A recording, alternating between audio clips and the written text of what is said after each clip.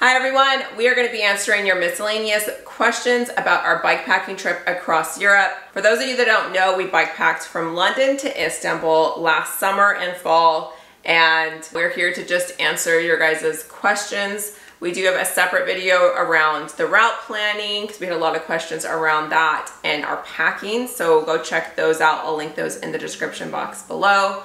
So first off, how adorable are these mugs? We have some tea going on. These are my favorite mugs ever. They're little elephants.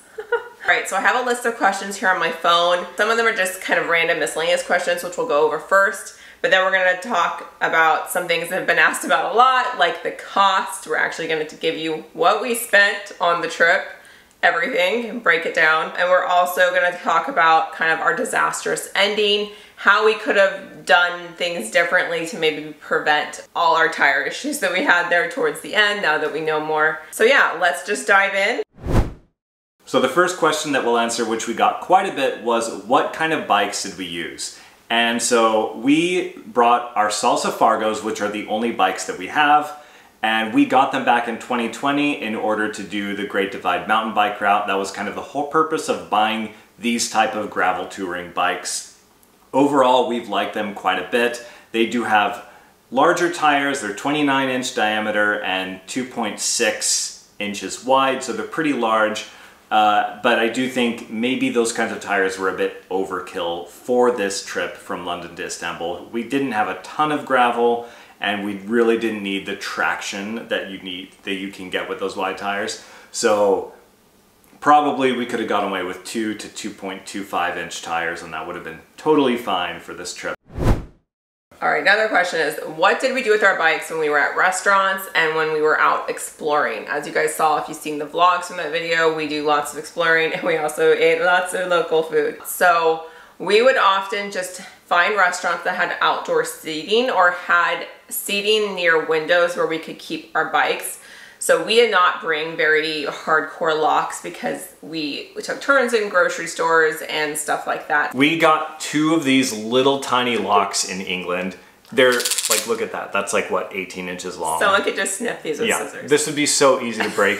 It provides enough of a deterrent that like we could just lock them up for a little bit of time and not worry about them too much. If we had a sight on them. When we were exploring towns and when we did not have our bikes with us, we always tried to book at least one night in a hotel when there are towns that we really wanted to explore in depth. We always tried to find places with luggage storage or some way to store our bike, because we always insisted we were not going to lock it outside because I would not have felt safe with that at all. So often we were able to just have the bikes be stored before we even checked in and even after we checked out. Hotels are usually great with that as long as we stay one night, so that was a great way to kind of see a lot of the city while having our bikes secure. I definitely recommend, if you have a budget, trying to book a night near the sites too, so that you can just maximize your time.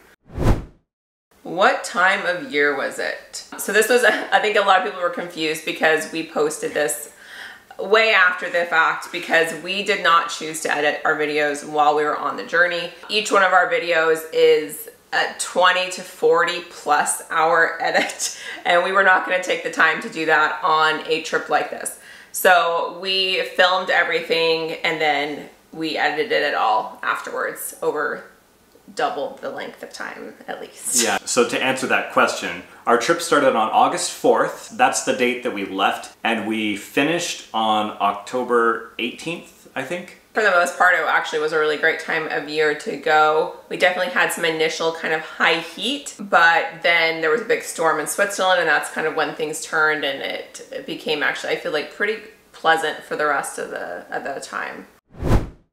Are you bringing any All right, so we had someone ask, are you bringing any four-legged friends home? If you guys seen our videos, actually throughout our whole entire channel, we love animals and we make friends with lots of stray animals on our trips. But no, we have not had an animal because of our lifestyle. We've spent the vast majority of the last 5 years traveling or in some sort of nomadic state. And so we just don't feel like it's conducive to having an animal, and we still plan to do lots of travel. So I don't know when we'll have an animal. We both would love to. I think that's the one thing that we constantly struggle with the lifestyle, is because we want a dog so bad. Yeah. I've actually been trying to convince Alex that we can maybe foster here soon, at least. But he's worried he'll get too attached, so. It's a problem. So I don't know. I don't know when that will happen. If not, we'll just keep making lots of friends during our travels. What spare parts could we not get on the road? So this was asked because we struggled getting some parts for our bikes on the road. I think I want to say that a lot of these issues could have been avoided if we had just started with fresh parts to begin with, because one of the parts are cassettes, for instance, the gears in the back. We probably could have found a replacement in Western Europe. I think by the time we realized we needed a new cassette, we were already in Zagreb, and the guy at the bike shop told us that it would take them at least a week or two to get the part in. And the other one was the tires. Yeah. We have large rims and large tires. And so we could find replacement tires that were the right width, but finding tubeless ready tires was the real problem. We probably could have found the right size in Western Europe, but we didn't have those issues with the tires until we got to Croatia. Even here in the US though, we sometimes have to wait for parts for our bikes. Yeah. I don't know how I would do this. Like I've honestly, because there's some long tours we want to do in the future, I've wondered if I might just want to leave some parts with like my sister to mail to me on the road. Honestly, what I really want is a Rohoff or a Pinion. Yeah. That's what I really want. That's the dream. That's really expensive. So I don't know if that's going to happen anytime soon. But that, I think, would have solved a lot of our problems. If you don't know what that is, it's a special gearbox that you use a belt instead of a chain, and all of the gears for shifting are inside. And so it requires very little maintenance. They're very reliable. They're amazing, but they're like $1,500 a piece. Yeah, which apparently we can put on our salsas, but I don't know when that will happen. I think if we do another long tour, though, we honestly probably will. I want to at least. I think so, yeah. What was the worst and the best part of our trip? That's interesting. Why don't you go, and then I'll go? Okay. Yeah. Well, the worst was very easy. That was our final, well, what was supposed to be our final day in Istanbul with all the problems. I bawled hysterically. Like, I don't even know the last time I bawled to that level. I was so devastated. That was by far the worst. Second worst was, of course, that huge storm in Switzerland that damaged our tent. But then again, we had the really kind stranger help us out and let us stay in her RV, so it kind of made up for it. But that was also a really challenging day. Best part of the trip. It's so hard, the best part of the trip. I have like favorite parts. And so when I think about my favorite parts, I think of, okay, going through all the little quaint Belgian towns. I think of the fairy tale towns in the Black Forest. And I think about that amazing day in Italy where we biked next to that gorgeous lake with the cathedral, sunken cathedral. And then I think of like the Slovenia caves and that sort of thing. And then like the Danube in Serbia. Those are like, when I think of my favorite parts, those are the ones I think about, but it's too hard to choose just one. Yeah, I mean, I pretty much agree with that. I would say, though, that the worst day, 100%, was that last day, or the day that was supposed to be our last day. That day literally mentally broke me. I completely lost it, and I could not keep it together, and it's like, I even have a hard time revisiting that video. We had a hard time editing that video because we didn't like reliving that. I literally was crying as I was editing it, because I just had like PTSD. Like, even though it had been months at that point since that trip. And the best part, that's really hard to say, but for me, I really enjoyed Slovenia as a whole. Lake Bled was amazing, but then also, once we left Ljubljana and started to head towards the caves, from that point, the route started to have like a really good blend of being rugged and wild, but just like the right amount of infrastructure. You had just enough, but not too much. So it was like this great blend of like the right amount of amenities and beautiful remote scenery and we didn't see hardly any other cyclists there. All right, so one thing about kind of in the planning realm that, again, if you haven't seen our planning video, watch that. But this we didn't cover on. We had some people ask us about Hungary. I think it's quite common to bike through Hungary when heading that direction. And we want to go to Hungary really bad, but we have tentative plans to go there possibly this winter. So we kind of knew we were going to go there for like Christmas markets is what we really want to do there. So that's give you guys a hint of maybe an upcoming trip. So we purposely saved it because we know that like Budapest has amazing Christmas markets. So we really want to do that someday. So we decided to just save it. And then that way we could also go into the Alps, which we wanted to see on bike. Okay, now we're gonna dive into one that honestly I'm a little scared to touch base on. Let me get up the spreadsheet. We're gonna talk about the cost. So Alex tracked every single bit of money we spent. Anytime we spent cash or anything, he immediately put it into his spreadsheet. So he has everything we spent. We were gone for almost 3 months. So just bear that in mind. This is 11 weeks of travel. Should we just start with the total? Just get the total, yeah. Okay, the grand total that we spent on this trip was $7,486.28. When you divide that by the number of days that we went, it ends up being about $97 per day, which for 2 people really isn't that bad, especially when you consider that half of this trip was in Western Europe, which is known to be expensive. We also had about 1,000 of this was due to a horrific storm that wiped out our tent, and we had to replace that along the way and destroyed some things that we had to kind of gear repurchase, and we had to stay in hotels until we could find another tent. So there was $1,000 right there that was just used for that. So I guess one thing to take in mind when it comes to the budget is to think of the type of trip you want. So like we met people who wild camped a lot of the time, and they were obviously able to keep this budget way lower.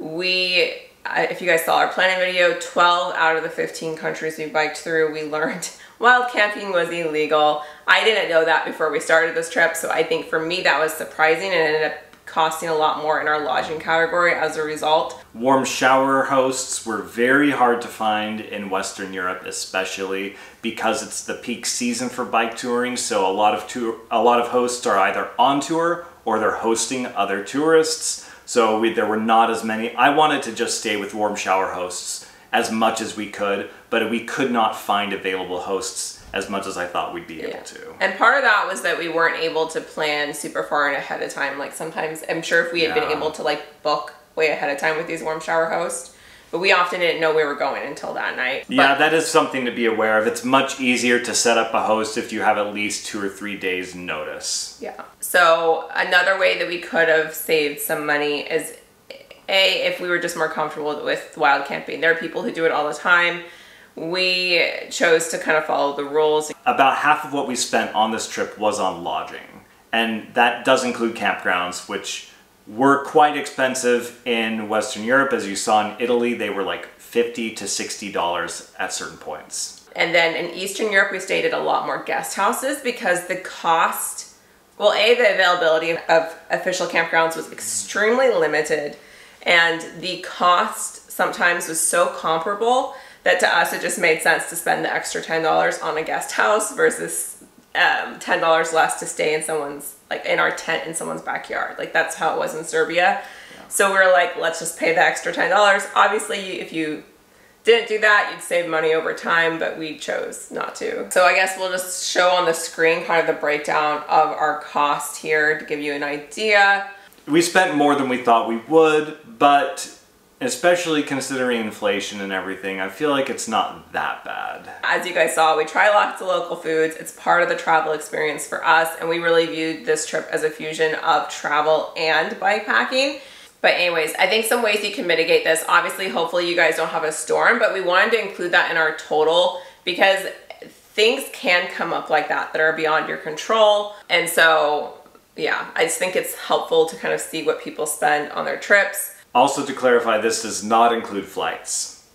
Oh, that's true. Okay, yeah. So we did not include flights because we have audience from all over the world, which is great. So it's, I don't think, very helpful. Also, we have points, and so we funded a good portion of our flights with points. But bear in mind, something like this will cost a little bit more money if you're bringing bikes with you because they are quite expensive. It was $100 for each of our bikes each way. So it was like $200 there and $200 back. I don't have any regrets about this trip. I think it was a great way to travel. Yes, there are ways we could have lowered the cost, but still this is a lot cheaper than any other European trip we've done in the past by far. So I do think that bike packing is actually a great way to travel economically. And if you are more budgety than us, stay in more campgrounds or wild camp. But anyways, let us know what you guys think of this. Is this more than you anticipated? Is this less than you anticipated? Overall, I still think a very affordable way to travel Europe. All right, guys, we have 2 more questions. We're going to talk about kind of that disastrous ending, how we potentially could have prevented it. I'll talk about this because I have a lot of opinions about this. Yeah. We should have had our bikes thoroughly checked out before we left. Fresh cassettes and chains. We also should have started with fresh tires. Our tires were already way too worn out to start a tour, and so we should have just replaced them all before we started. Then when we got to England, we should have put in fresh sealant in all of the tires. And there were, I think, some people in the comments questioning like whether tubeless would be the right way to go. 100%. If I'm going to do a tour like this, I will always go with a tubeless setup. This is what bikepacking.com recommends. This is how we've done tours. I've talked to people who don't use tubeless setups, and you end up getting so many punctures in your inner tubes, and then you have to patch them. It's such a pain to deal with tubes. I would never do a tour like this and rely on tubes as my main thing. I would always start with tubeless and then bring tubes as a backup.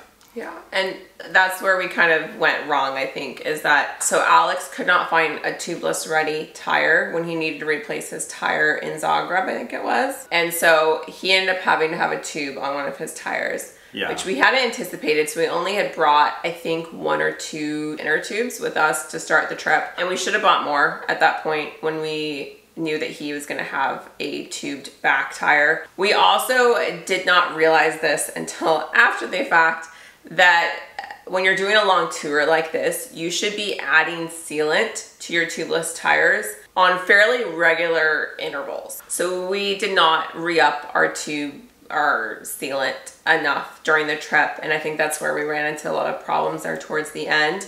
And then we also didn't bring enough sealant when we got to these really remote areas that did not have bike shops. I think now moving forward, what we will do is, we're still going to stick with tubeless 100%. We're going to have fresh tires.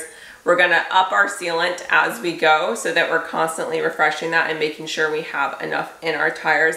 And we're always going to have 2 spare inner tubes and some extra sealant with us, especially when we're going to remote areas. We should have at least restocked, at least in Zagreb or Belgrade, and then brought extra at that point. But we didn't do that. Probably 2 per person extra, just in case, because there's so much glass. And especially from Belgrade, those last 700 miles, so like over 1,000 K, that there was no big city that we really went through during that time until we got to Istanbul. I'll have to defend Alex. There was some comment about them saying that Alex didn't have bike maintenance skills.